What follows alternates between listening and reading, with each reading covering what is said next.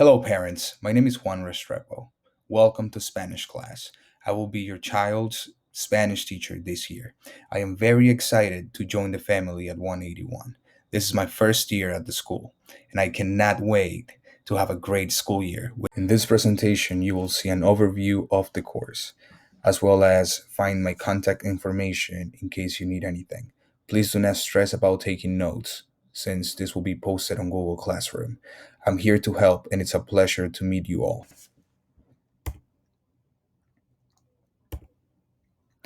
How to access our Google Classroom.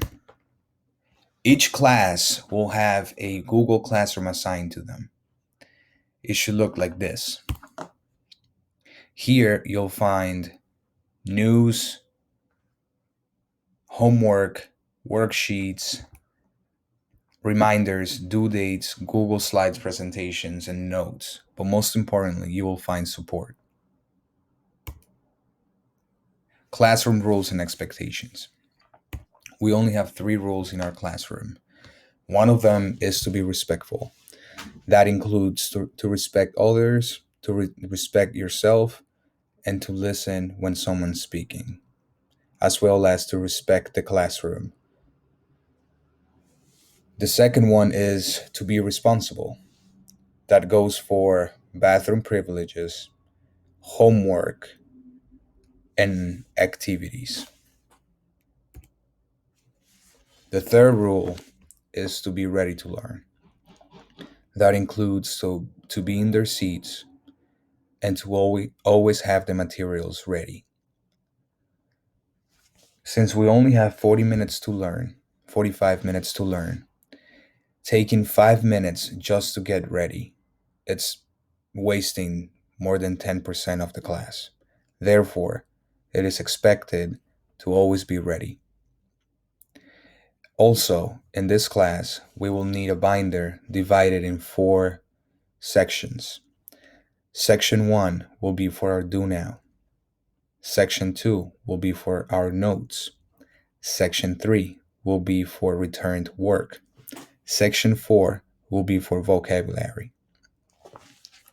Lastly, I would like to share with you the student teacher contract that most of you already signed at this point.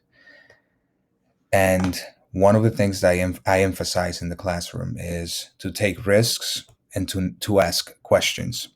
I extend this invitation to you parents to ask as many questions as you need. I'm always available via email to answer anything related to your child's education.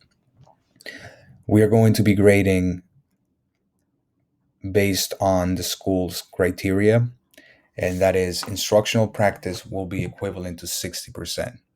Instructional practice includes if they met the criteria, if they showed understanding, and if they handed in the work in time. 30% will come from assessments and projects. Most of the things that we're going to be doing in class are going to be projects instead of tests, because it is important that our students practice the language as much as possible in the classroom. During the first few classes, I stressed a lot of times our slogan with our students. The slogan is Somos una comunidad, which means we are a community. The reason why I speak about community work in our classroom is because building a safe environment to practice a second language is key to encourage students to not be afraid to make mistakes. Therefore, almost every single day, we talked about being a community, and we practice by helping each other and by supporting each other. This will be our plan for the year. During the first few weeks, we will focus on building connections, learning the Spanish alphabet, and learning vocab to engage in casual conversations in Spanish, such as ¿Qué tal? How's everything? How are you? ¿Cómo estás?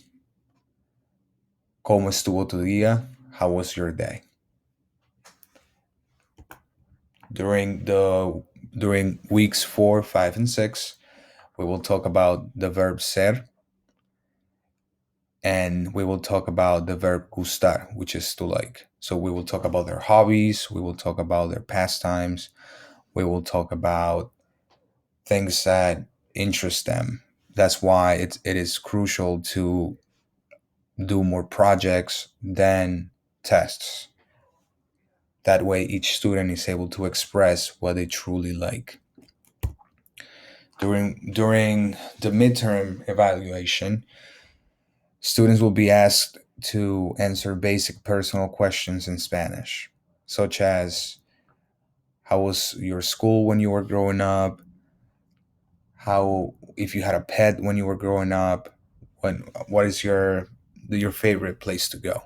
Casual conversation type things.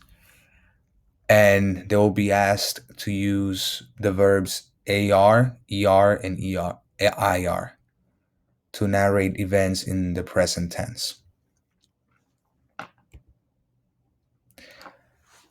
For the load exam, load exams are. Lastly, I would like to take this opportunity to remind you, parents, that if your child passes the load exam, which is a proficiency test, it will allow them to get 1 unit diploma credit, which means that they wouldn't have to take another Spanish or other language in high school.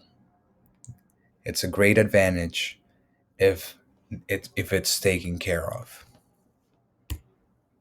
Lastly, I would like to thank all of you for being here in this presentation and to extend the invitation of always reaching out if you have any questions. My email is jrestrepo5 at schools@nyc.gov. Thanks again and have a great night.